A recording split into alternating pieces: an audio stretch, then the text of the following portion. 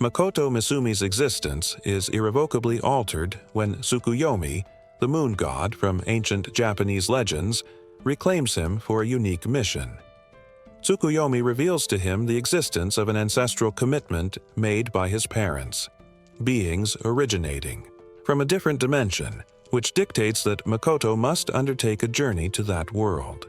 Apparently, his progenitors had sealed a pact with a goddess, committing to deliver to her, in due time, their most valuable possession, and that offering was none other than Makoto himself. Faced with the grim possibility of one of his sisters being taken as a substitute, Makoto mournfully assents to his inescapable destiny. Prior to his departure, Tsukuyomi invests him with the totality of the power he can confer, adding with a touch of humor the promise to wipe his digital history as a final gesture. His arrival in the new world is far from auspicious. When he presents himself before the ruling goddess, the encounter immediately turns into a fiasco. The deity, with manifest repulsion, considers him aesthetically inadequate for the heroic archetype of her realm, proclaiming she already has more suitable candidates.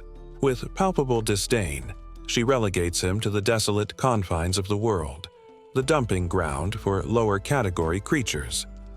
As a cruel farewell formality, she grants him a single ability: the capacity to understand all existing languages, with the painful exception of the human language.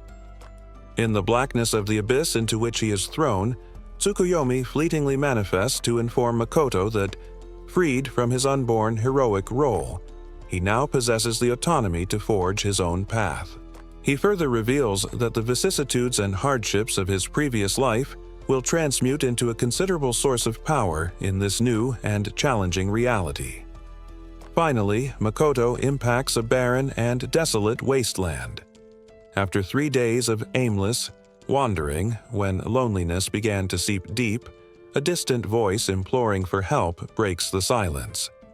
Rushing towards the source of the cry, he finds Emma, a young woman with distinctive porcine features, an orc, besieged by a two-headed monstrosity. Deploying a strength that surprises himself, Makoto neutralizes the beast with a single, accurate blow.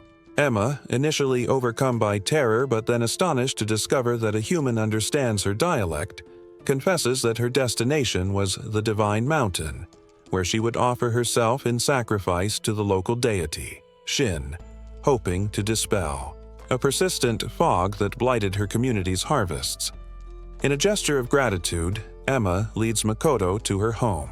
There, he ascertains that magic is a fundamental aptitude for the inhabitants of this world, and under Emma's tutelage, demonstrates an astonishing facility for learning it, assimilating complex fire magic on his first attempt, a disconcerting achievement for someone of his declared level 1.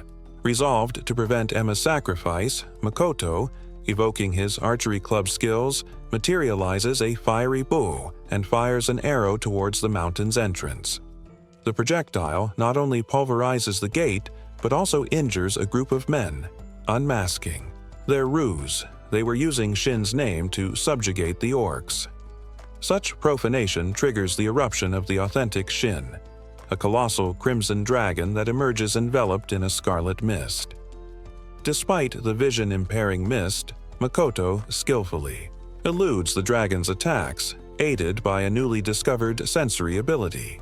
His counteroffensive, a rain of fiery spheres followed by a direct impact, fells the imposing creature.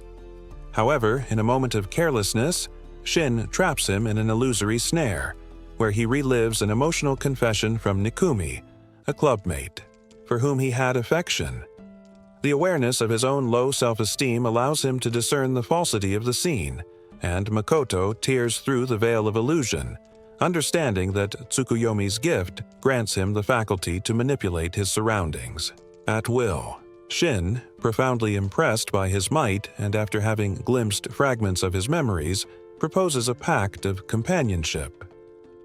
During the subsequent ritual, the magnitude of Makoto's power proves so overwhelming that the balance of the pact tips in his favor.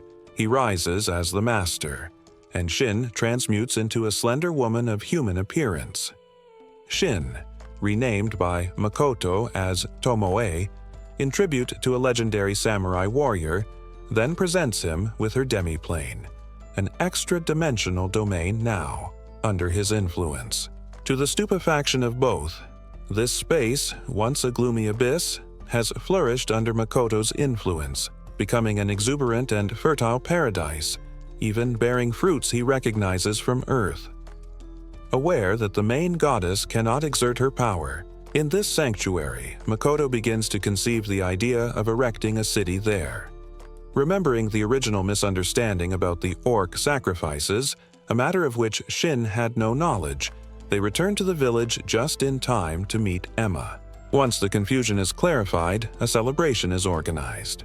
The elder of the orc tribe, in a gesture of profound gratitude, welcomes Tomo's suggestion to relocate his entire community to the demiplane. Although Makoto harbors initial doubts, the unwavering loyalty offered by the orcs and the security, guarantees provided by Tomoe, including a miniature manifestation of herself for his protection, ultimately convince him.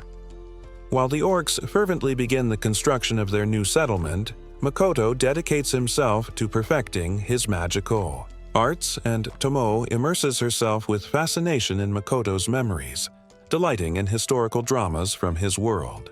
To mitigate the discomfort this causes Makoto, Tomoe sets herself the task of constructing an artifact analogous to a television to visualize said memories. In a moment of introspection, upon accessing memories Tomoe had left exposed, Makoto feels a pang of nostalgia for his family, recalling the revelation that his parents were, in fact, originally from this very world. Concurrently, in the thicket of a not-so-distant forest, a dwarf named Baron runs for his life, pursued by a monstrous giant spider. Back in the demiplane, Makoto finds the orcs struggling unsuccessfully to fell a colossal tree destined to be the pillar of their future residence.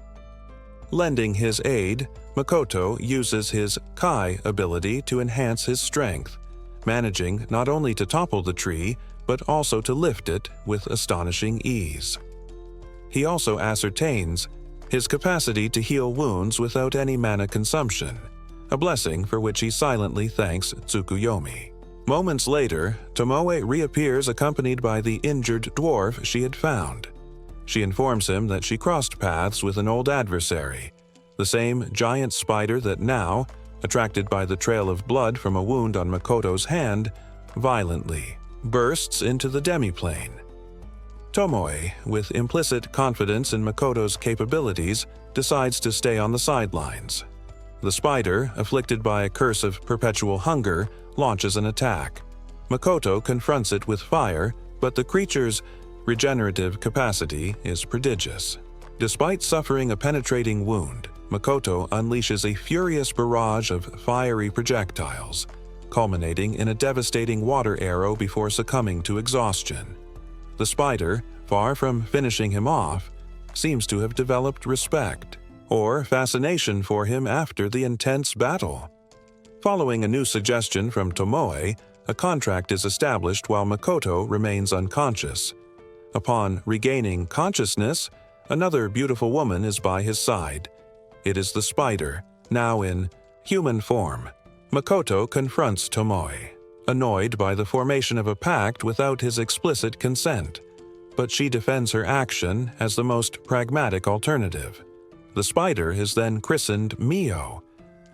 The rescued dwarf, Baron, expresses his gratitude to Makoto and formally requests that his people be allowed to settle permanently in the demiplane.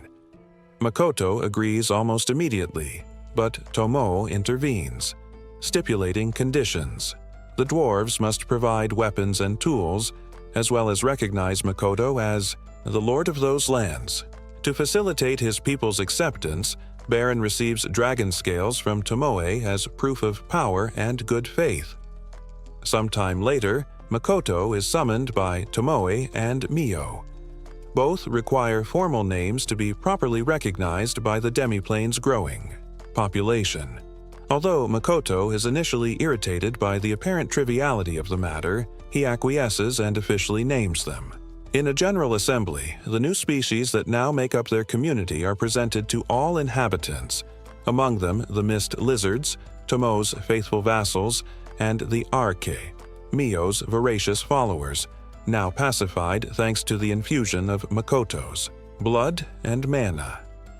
After a brief speech, Makoto establishes that he prefers to be called Young Master. The chief of the dwarves, Eldo, observes Makoto's peculiar physiognomy, distant from the human standard, and inquires about any possible divine mission. Makoto, offended, bitterly recounts how he was despised and discarded by the goddess. In his attempts to explore the outside world, Makoto tries to approach a human village but is met with immediate hostility, aggravated by his inability to understand their language, a painful reminder of the curse imposed by the goddess. Tomoe clarifies that the immense amount of mana he radiates makes him seem like a threatening entity, comparable to multiple demon kings to sensitive humans.